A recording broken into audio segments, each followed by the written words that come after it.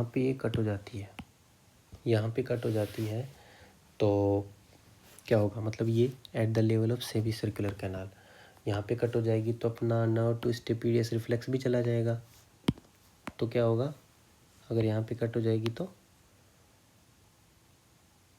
Ipsilateral facial palsy तो होएगी होएगी। उसके बाद में loss of salivation and loss of taste and hyper एक्यूसिस।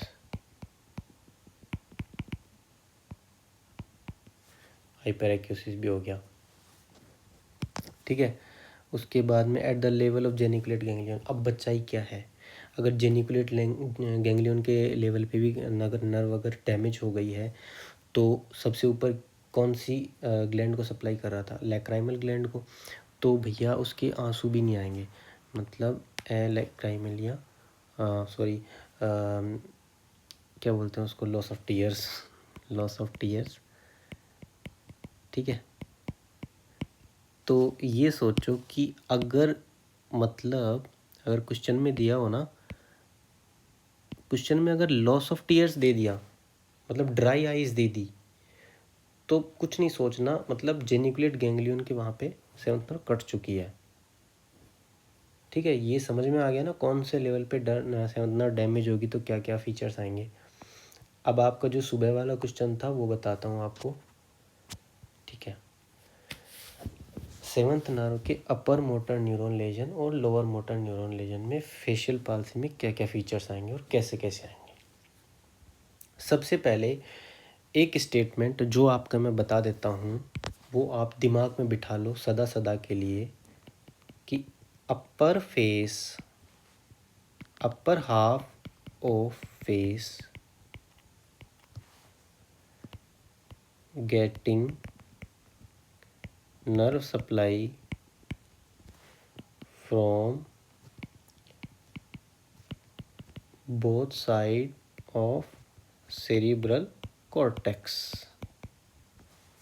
जबकि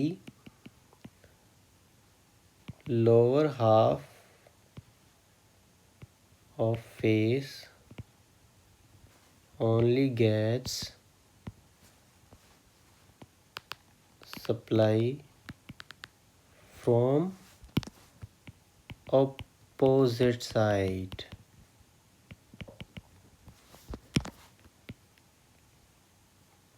ठीक है, मतलब upper half of face getting nerve supply from both sides of cortex, मतलब राइट हेमिस्फीयर लेफ्ट हेमिस्फीयर दोनों के साइड से अपर हाफ को सप्लाई होने वाली है, जबकि लोअर फेस को केवल अपोजिट साइड ही सेरेब्रल कॉर्टेक्स सप्लाई करता है। ऐसे मत सोचना कि सेम साइड के लोअर फेस को सेम साइड का सेरेब्रल कॉर्टेक्स सप्लाई करेगा, नहीं, lower half of the face, नीचे वाला चेहरा, नीचे वाले चेहरे को अपोजिट साइड ही सप्लाई करेगी हमेशा, अपोजिट साइड के सेरेब्रल कॉर्टेक्स से ही नर्व आने वाली है, ठीक है। अब एक डायग्राम बनाते हैं, ये सेरेब्रल कॉर्टेक्स है, सेरेब्रल कॉर्टेक्स दोनों साइड बना दिए मैंने, तो ये कॉर्टेक्स, सेरेब्रल कॉर्टेक्स दोनों साइड में, राइट और लेफ्ट, ठीक है। यहाँ से नर्व निकली, एक यहाँ से नर्व निकली और ये सप्लाई हो गई भैया अपर फेस को, ठीक है। बोला था ना दोनों साइड की नर्व्स आके अपर फेस को सप्लाई कर देंगी। इसी प्रकार अपन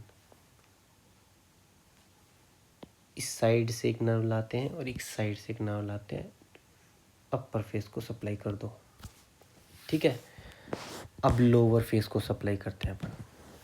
मैंने क्या बोला था, लोअर फेस को केवल कॉन्ट्रालेटरल साइड से ही सप्लाई होगी, मतलब इस कॉर्टेक्स से ये नर्व निकलेगी और ये ऐसे आती हुई ये सप्लाई करती, ये लोअर हाफ फेस में। इसी प्रकार यहाँ से एक नर्व निकली और ये लोअर हाफ फेस में चली गई, ठीक है। ये आपको समझ में आ जाना चाहिए कि अपर हाफ ऑफ फेस को दोनों साइड के कॉर्टेक्स से और लोअर हाफ को अपर अपोजिट साइड के कॉर्टेक्स से। मेरा डायग्राम ज़्यादा ब्यूटीफुल नहीं लग रहा होगा, लेकिन कॉन्सेप्ट समझ में आना चाहिए आपके, वो इम्पोर्टेंट है। अब अपन डैमेज करते हैं अपर मोटर न्यूरॉन का। ठीक है, यहाँ पे अपर मोटर न्यूरॉन डैमेज हो गया भैया। तो क्या होना चाहिए, हमको पता है अपर हाफ ऑफ फेस दोनों कोर्टेक्स से सप्लाई हो रहा है। ठीक है, तो अपर हाफ मतलब इस साइड से जो अपर हाफ को सप्लाई हो रही थी वो ब्लॉक हो गई, लेकिन ये वाला साइड से तो अभी चालू है ना। तो अपर मोटर न्यूरॉन लेजर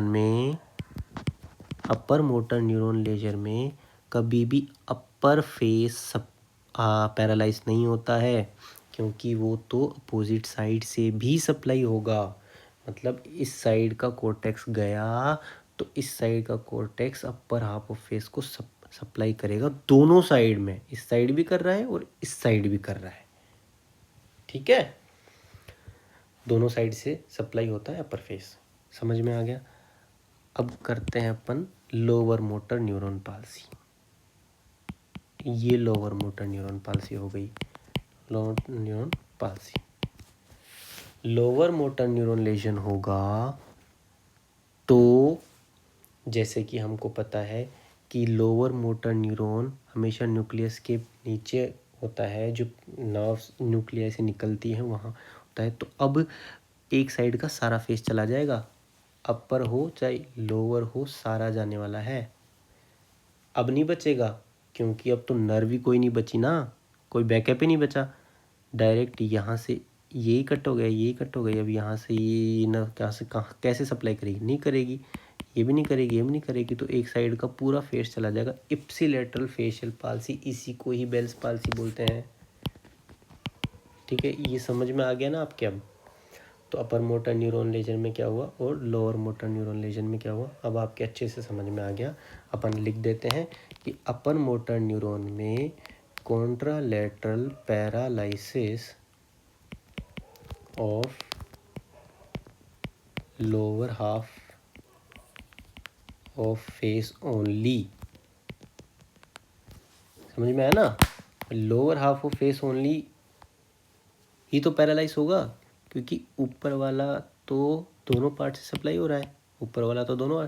तो अगर ये वाला कट यहाँ से अपर मोटर न्यूरॉन लेजन हो गया तो ये वाली नर्व जो सप्लाई कर रही थी अपोजिट साइड से लोअर हाफ ऑफ फेस को, ये डैमेज हो गई। तो ये लोअर हाफ ऑफ फेस गया अपर मोटर न्यूरॉन लेजन में कॉन्ट्रालेटरल साइड का। मतलब ये वाला अपर मोटर न्यूरॉन लेजन हुआ तो कॉन्ट्रालेटरल का लोअर हाफ को जो सप्लाई आ रही थी वो गई, और ये लोअर हाफ ऑफ फेस चला जाएगा कॉन्ट्रालेटरल साइड का।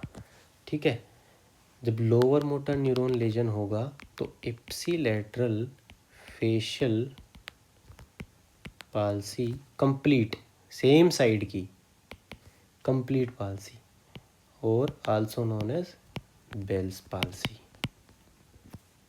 ठीक है, तो होपफुली आपको सेवंथ नर्व के बारे में सब कुछ समझ में आ गया होगा। जितनी मेरी लिमिटेड नॉलेज थी उसके अकॉर्डिंग मैंने समझा दिया।